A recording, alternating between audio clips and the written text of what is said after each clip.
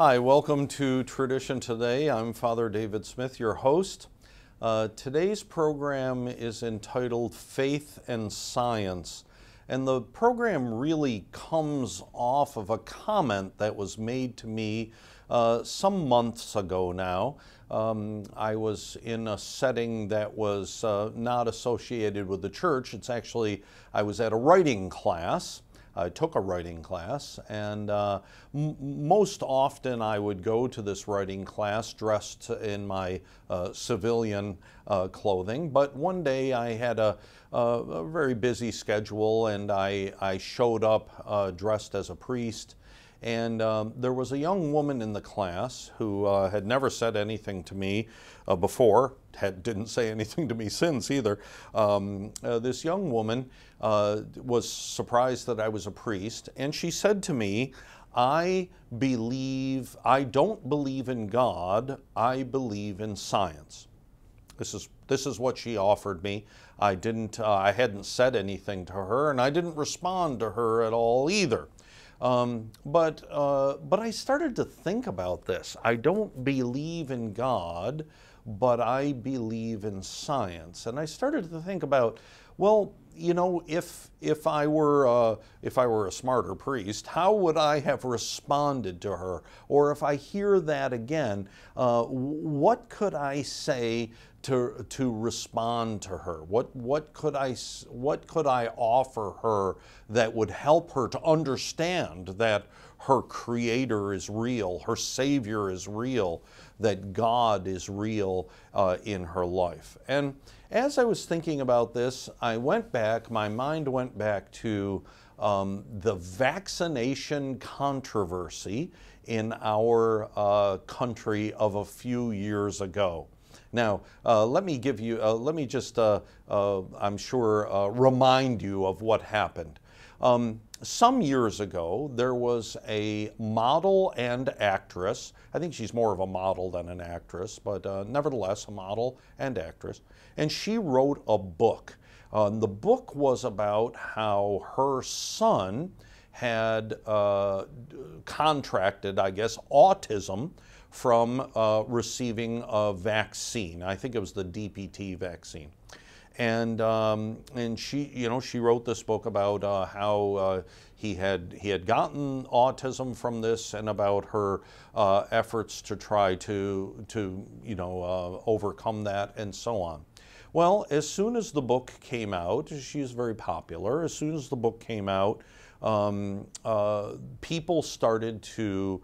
There are a few people who started to say that I don't want my children to have vaccines.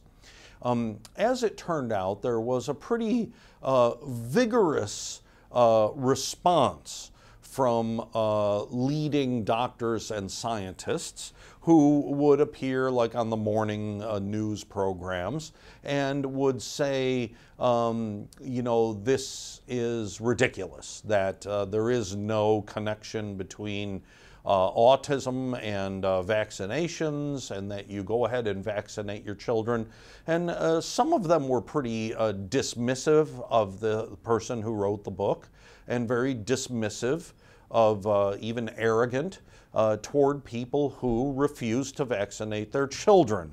And so the response, in my opinion, is predictable. Apparently not in their opinion, but the response was that as a result of their attitude towards this book, more and more people began to refuse to vaccinate their children, until finally the CDC, the Centers for Disease Control, got on board and started to make public pronouncements that the vaccinations do not cause autism, that there is no connection between vaccinations and autism at all. Well, what happened? I mean, this is a branch of our government, not a branch of the government, but it is a part of our government, and contains the best minds, the most brilliant people to defend us really against diseases and against various things in our society that are going to do us ill. And so the CDC, you know, this stalwart part of our government, comes out and says there is no connection between vaccinations and autism. And what happened? What happened was that even more people began to refuse to vaccinate their children. And I just went on the CDC website in preparing for this. This is by no means any kind of a scientific study, but I went on the CDC website and I looked up the vaccination percentages for really as long as they've been keeping them. And I specifically went to the DPT vaccination, and it was really interesting to see that that about 91% of the people in the United States were vaccinating their children at the time the CDC made the pronouncement that vaccinations had no connection with autism at all, about 91%. And then you could see the graph went slowly down, and it went to 88.5%. Now, statistically, that may not seem like all that much, but if you think of all the children that are born in the United States, there's a lot of children born in the United States, and going from 91 to 88.5%, that's a lot of parents and a lot of children who are convinced that there is a connection between vaccinations and autism, the DPT, which I think they call DTaP now. When my children were little, it was called DPT. But that there is a connection between those two things. Now, I will tell you, in the sake of full disclosure, I guess, is that it is obvious that it has continued to go up. So it went down as soon as the CDC said vaccinations, autism, no connection at all. It did go down. Now it's slowly creeping back up, I will have to say. What is going on? How is this happening?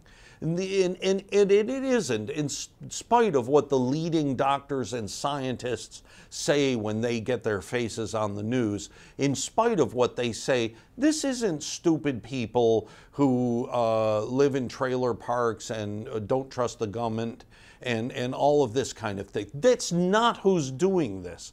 These are reasonable, educated, professional people who love their children. And it's not like they don't care about their children or whatever the case may be. This is not the case at all. These are regular people who are deciding that just because you have a degree from the Harvard Medical School doesn't mean that what you're telling me is the truth. In fact, I have a feeling that it is probably not the truth. Just because you're a leading scientist, or even just because you work for the CDC, doesn't mean that what you tell me is the truth. How did we come to that how did we come to that place in our culture? A place where people can say, you know what, we've done studies and this is what's been proven, and yet to have educated people say, nah, I don't believe it. Well, to talk about that, I want to go take a couple steps back in time and to the ALAR scare. Now, I don't know if you remember the ALAR scare. If you're old and decrepit like me, you may have lived through this. It actually was happening right about the time that we were having, my wife and I were having our children, and they were babies, and we were in those days. As soon as the baby stopped with breast milk, next thing was apple juice. He gave the babies apple juice. And so this was a big thing. ALAR is a chemical, and the chemical is sprayed on apple trees. And what it did was it prevented ripe apples from falling off the trees, where they would fall onto the ground and rot. And so it was really a win-win-win-win chemical. You spray it on the tree, and then the apple pickers didn't have to work 20-hour days over a short period of time, but the picking season could expand out a little bit, not in both directions, it would expand out a little bit more so that they could work on a more normal schedule. It was good for the growers because more apples made it to market. It was good for the marketers because more fresh apples were available to the consumers, and so on and so forth. Well, at some point, and I'm imagining it was in the mid-'80s, maybe a little bit later than the mid-'80s. Our oldest son was born in 1988. Around that time, some group somewhere came out with the finding that if ALAR would give you cancer, and they were convinced that ALAR would get in the apples. There's no way of you can't wash the apple and make it go away. The ALAR would get in the apples and it would give you cancer. Even to the point where Meryl Streep made the comment that if you give your children apple juice, you are giving your children cancer. Well, we were giving our children apple juice all the time. Our kids loved apple juice. And I remember at that time, you know, we were living close to both of our parents, and especially my parents were kind of responding to this whole thing. Now, let me give you an idea about the way my parents were. My parents, when the first few things came out that said that they would cause you cancer, my parents responded to that. Tobacco is going to cause you cancer. Smoking is going to cause cancer. My dad quit smoking for a little while. He went back, but he quit smoking at the time. Then I remember red dye. Red dye is going to give you cancer. My mother used to make this Waldorf salad, and it was spectacular. The whole family loved it. And she would put maraschino cherries in her salad. And one day I came home. I don't know where I was, but I came home and Mom had made her Waldorf salad, but there were no maraschino cherries in it. I said, where are the maraschino cherries? She said, red dye. Red dye is going to kill you. You eat one maraschino cherry and you fill your whole body with cancer and you're going to die like you got hit by a train. So I said, okay, Mom, I don't want to get hit by a train. I'll eat the Waldorf salad with no maraschino cherries in it. And then it was coffee, and it was white bread. I don't think white bread give you cancer, but white bread was bad. You had to eat the stuff that tastes like carb. And then there were fish. You couldn't eat a fish. You eat a tuna fish, it's going to fill you with mercury. You're going to look like a thermometer if you eat one can of tuna fish. And all of this, it was going on and on and on. My parents were simple people. They were like, okay, if the government tells me that I eat a can of tuna fish, I'm going to turn into a thermometer because it's going to fill me with mercury. I'm not going to eat the can of tuna fish.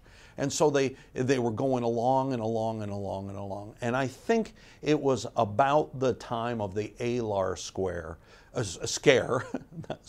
the ALAR scare, that my parents said, done, I'm out, I'm done. My dad started smoking, drink coffee, go home, Waldorf salad, maraschino cherries are in there. And they were just done with it. And I remember I had a couple of arguments with them too about this whole thing. I'm like, you know, we're not going to give the kids apple juice anymore because it's got ALAR in it. And my parents said, what is it going to be next? Is it kids get cancer because they're wearing diapers? Are they going to get cancer because you took them for a haircut? Are you going to get cancer because you eat baby food? Where does all of this end? And they were so upset about this whole thing, and they stopped. Now, part of it was that they also loved, I don't know if you guys remember, C. Everett Koop, who was the Surgeon General of the United States at that time. They loved him. He could tell them to cut off their ears and it would be healthy, and they would cut off their ears. They loved him. And C. Everett Koop, I remember, came on the news or public service announcements. I can't remember what it was, but he came on and he said, Alar is not going to give you cancer. It will give you cancer. The problem is you need to give your children 500 gallons of apple juice a day in order to get any cancer benefits from it. And so, you know, my parents said, C. Everett Koop says it, you know. You could tell me anybody else says it. C. Everett Koop tells you that apples are fine. We're going to eat the apples. And so they began to say to themselves, we're not listening to this anymore. We can hear all of these things, and we're not going to listen anymore to these things. And I think they led happier lives. My parents lived both well into their 80s, and they were happy people, and they enjoyed their Waldorf salad and their coffee. So let's go ahead then a little bit to today. Now we have the immunization scare. When the doctor gives my children an immunization, is there a chance, is there any chance at all that my child is going to contact autism from this? So I asked the doctor, hey doc, is there any chance that this is going to? No, there's no chance that it's going to happen. Well, I'll tell you what, doc, don't touch my kid. You're not giving him a vaccination. I don't care what you think. And so here's where we are. We've come to a place where science has become a matter of opinion. Science has become a matter of belief. Just like this young woman said to me, I do not believe in God, I believe in science. So let's talk about this a little bit. So I have a pen in my pocket here. I'm sorry if I'm causing trouble with the microphone. I have a pen in my pocket. Okay. So suppose I say to you, I'm going to take this pen and I'm going to let go of this pen, and I believe that it's not going to go down. Okay, it went down that time, but I'm going to do it again, and I believe that it's not going to go down. Okay, it went down that time, but I believe the third time's the charm, it's going to float in the air when I let it go. Okay, it went down that time, but I believe that it's not going to happen the fourth time. Now, I can say to you that, well, it keeps happening, but I really believe that if I would just do this for maybe 1 billion times, that there has to be 1 or 2 of those 1 billion times when the thing is not going to go down. It's going to stay suspended in the air. Or better yet, maybe I could go to different places in the world. I could go to Paris, or I could go to Beijing, or I could go to Moscow. And if I do this, it's going to stand it in the air, because this is not, gravity's not a law. Gravity's just something that you can believe in or not believe in. Well, the fact of the matter is that I could say that, and you could even agree with me that, yeah, if you do that 1 billion times, probably there's going to be at least once or twice when it doesn't go down. You could say that, and I could say that. But guess what? It's not ever going to happen. I could do this 1 billion times, and it is always going to go down. The same thing with at 10 o'clock tonight, it's going to be dark out. You can say that you don't believe it's going to be, but it is going to be. If you put your hand in boiling water, it's going to hurt. Now, you can say that you don't believe it's going to hurt, that you're a Maharishi or something, and you can make it so that boiling water doesn't hurt you, but guess what's going to happen? It's going to hurt if you put your hand in boiling water. You see, there are certain things about science that don't have anything to do with belief. They simply are. You can say that you believe that I don't exist, that I only exist on YouTube or something like that. But that's not accurate. It doesn't have any effect on me. You can believe whatever you want about me, and it doesn't change who I am. Now, so what is the answer to this? How is it that we come to think of science as something that we believe in? No longer are we thinking of science empirically.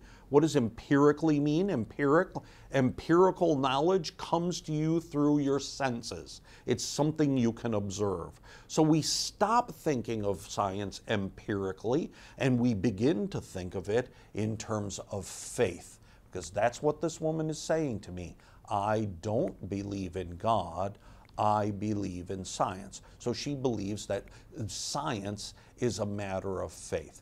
So how do we come to that?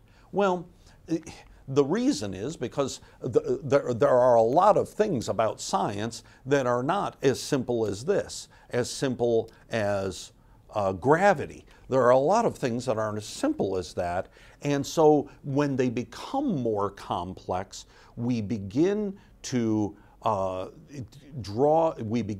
confuse correlation with causation.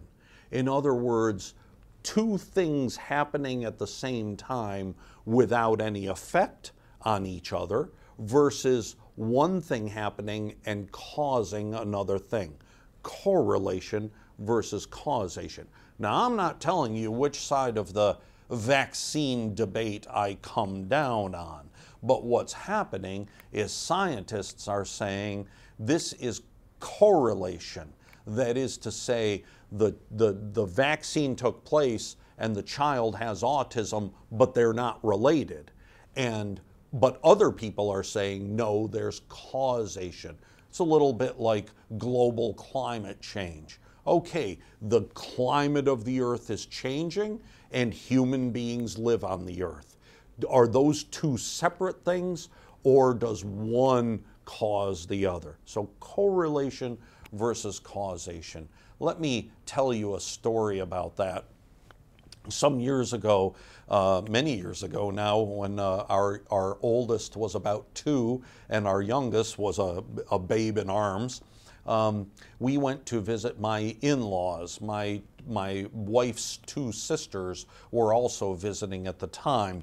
The women were in the kitchen talking, and my 2-year-old, my son, and I were in the TV room. He was watching Sesame Street and I was reading a book. The women decided that they were going to have some soda, this natural soda that my in-laws liked. So they went to the refrigerator and they got the soda, and you could hear throughout the house that crack of an opening can. Well, as soon as my son heard that, up he jumps up and he runs into the kitchen. He doesn't know what's going on, but he wants in on it, whatever it is. So he gets into the kitchen, and we had decided that we would not give our children soda, but you know, we were visiting the family, and it was kind of a holiday and things like that. So we said, okay, we'll let him have some of this soda, or that's what my wife said. I could hear her talking, and that was fine with me. So they went ahead and got a little glass for him, and they poured him some of this soda. Now, of course, they looked at the ingredients, and they saw that it contained sugar, it contained real live sugar. And so they began to use the liturgical phrase of all mothers who talk about children and sugar, and that is the phrase bouncing off the walls. So they began to say over and over again that they would give him this soda and he would bounce off the walls and be bouncing off the walls and things like that. Now, my wife and I had actually discussed this issue, and because we were brand new parents, we discussed everything about the kids. And I had done some research on it, and this was pre-internet. I actually had to go to the library, and I had read some articles about sugar intake and hyperactivity in children. Does sugar intake cause hyperactivity in children? Now, the belief is, among a lot of people, that it does. You give the children sugar and they begin to, but you know what? Many scientific studies have been done. Double-blind studies have been done to try to see if this is the case, and virtually all of them have determined that there is no there is no causation. There is no relationship between the intake of sugar and hyperactivity in children. And so my wife and I had decided that. So when they started to say bouncing off the walls again and again and again, I thought, I want to see what happens here. I want to run my own little experiment, or at least watch. So I went around. I had to kind of go around, and I went into the dining room so that they couldn't see me. They didn't know I was there. I wasn't standing right in the doorway of the kitchen. I was standing in the dining room and trying to listen to what went on. Well, my son took a sip of the soda, and he started running around the house and going, well, like this, and carrying on. And after he would run around a little bit, he would go back into the kitchen and take another sip, and then he would start running around the house again. And I knew the kid, right? I only knew him for 2 years, but he had only been alive 2 years. So I knew the kid, and I could see it in his eyes. What he was doing was looking for some place in the house where there was a blank wall that he could run up against. I could see him doing that.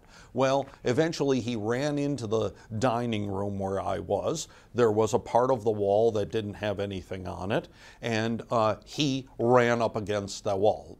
Deliberately, he didn't hurt himself or anything, but he ran up against the wall. He was supposed to bounce off the walls, and so that's what he was going to do, bounce off the wall. So he did that a couple times, and then I went over and I grabbed him by his shoulder, and I said to him, don't do that anymore.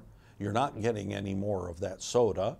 You're going to go back in the room and continue to watch Sesame Street. And what did he do? He said, oh, okay. And he went in the room and he sat down and he started watching Sesame Street. The women in the kitchen were all congratulating each other about how they had accurately predicted that he would bounce off the walls. They didn't even know I was there, and actually they didn't miss him when he went in the room and sat down. They weren't aware that he was gone. But anyway, later on I talked about this with my wife. I said, do you know that what he was doing was he was trying to behave in the way that you were telling him to behave? He wasn't affected by the sugar. He was affected by what he was hearing. He knew that he could run around the house and yell and act goofy, and he wouldn't get blamed for it. He wouldn't get in trouble for it, even though he did get in trouble for it, but he wouldn't get in trouble for it. That's what he read. My wife disagreed with me on that one because I think that she was influenced by other parties. But nevertheless, this goes on. Now, I don't mean to say that my wife is the only one who acts like this. There were some years later, in fact, just a few years ago, when I was sitting out on the porch and I was eating chocolate, and my dog was sitting next to me, and I gave my dog some of the chocolate. And my wife came out and she said, "Why are you doing that? That's going to hurt the dog. It's bad for the dog." And I said, "Come on, you know, give the dog some chocolate. The dog likes chocolate." And the dog said to her, "Mom, I love me my chocolate. Come on." And and she said, "No." She said, "Look on the internet and look at the studies, and it will show you that the dogs, it's no good for dogs. There's going to be nobody that you can find that say chocolate is okay for a dog." I said, "You're crazy." So I opened up my computer, big. There's nobody on the internet that'll tell you that chocolate is okay for a dog. But what did I do? I did the same thing she did with the bouncing off the walls thing. I said, "Well, it looks like chocolate isn't good for the dog." But anyway, and I closed my computer and I gave my dog a piece of chocolate. So this is the way we are. This is where our society has come. You know, thanks to the CDC and thanks to scientists who squandered the trustworthiness we had in them, who squandered it by giving us these ridiculous and extreme cases about what's going to keep us healthy or not healthy. Thanks to that has been lost, and we are at a place where if you look at a scientific study and it tells you what you want to hear, you're going to say, "Well, that's right. See? There it is." And if you look at another study and it tells you what you don't want to hear, you're going to say, "Nah, that's not right." Who sponsored that one? Who paid for that study? And away it goes. This is where we have come in terms of our opinions about science. This is where we have come in terms of our opinions about what should not be an opinion, what should not be a matter of belief, but has become a matter of belief. Well, now, basically, the reason that I'm talking about this is apologetic. And apologetics means that there are ways in which the church responds to the ideas that this world uses to attack us. And we are going to respond to those ideas. And so even though I said nothing to this person who said, I don't believe in God, but I believe in science, I can answer now. Number one, there is no such thing as believing in science. There is no such thing. Science is a thing of this world. Science is specifically given to us as something that is observable and repeatable. We always will believe in those things that we can see with or we always should believe in those things that we can see with our eyes, touch, smell, taste, whatever the case may be. This is what science is. There is no such thing as believing in science. To say that you believe in science and don't believe in God means that you have faith. The faith is not in science. The faith is in your attitude that there is no God. That attitude takes a certain amount of faith, and in fact takes more faith than it takes to actually believe in God. Rather, it is important for us to remember that if we're going to talk about the issue of belief, we need to talk about God. Because God is just the opposite of science. God is that which you do not believe in empirically, or you do not prove empirically. You don't come to belief in God through your senses. You don't run an experiment. People have tried to do this, right? You know, occasionally I read in the newspaper, you know, oh, look, going to church will keep you healthy. Going to church will give you a longer life. Going to church makes you happier. Going to church will bring you more money and more income and things like. You see these studies every once in a while. Well, hey, the following Sunday when I go to church, is my church suddenly full of a bunch of people going, you know, I need a little bit of that happiness and I would like to get a raise this year in my job. No, they're not there, because people look at that and they say, yeah, whatever, I'm not going to believe that. I'm not going to believe in God. You see, God cannot be proven empirically. There is a canon from Russia, from 17th century Russia. In 17th century Russia, there was some tendency of certain priests and certain people to be a little extreme in their beliefs. And there were priests who believed that during the consecration of the gifts, the wine in the chalice would become actual blood. It would look like, taste like, feel like blood. And so the church, in its wisdom, published a canon.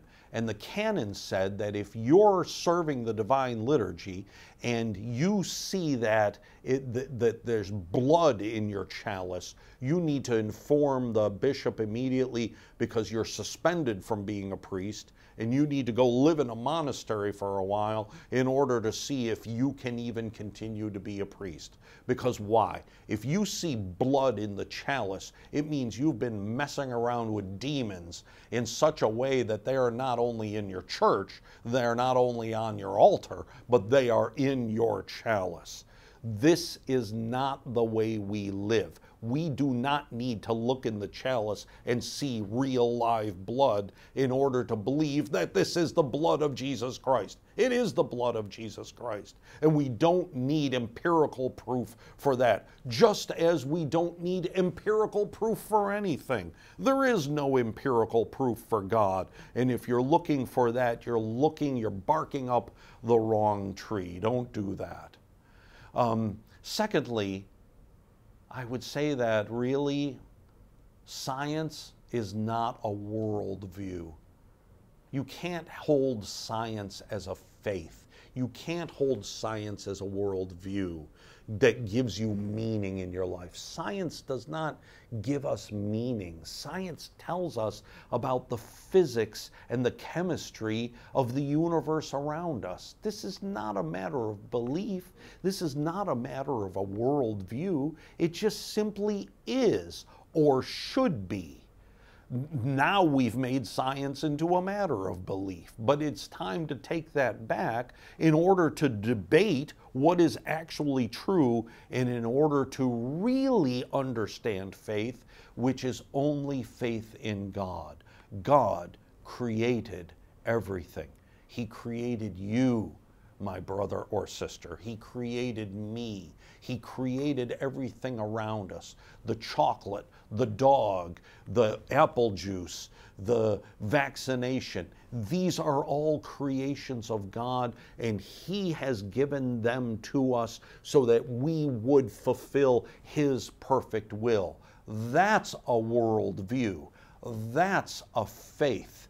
When you turn to God in order to receive the understanding of why you're here on earth in the first place and what you're meant to do, that's when you have really come to belief. You cannot say, I don't believe in God, I believe in science. There is no such thing. So I hope that at least I've offered a little bit of an insight into the supposed conflict between faith and science. And I hope that you, brother or sister, that you would come to faith in God and belief in His plan for your life.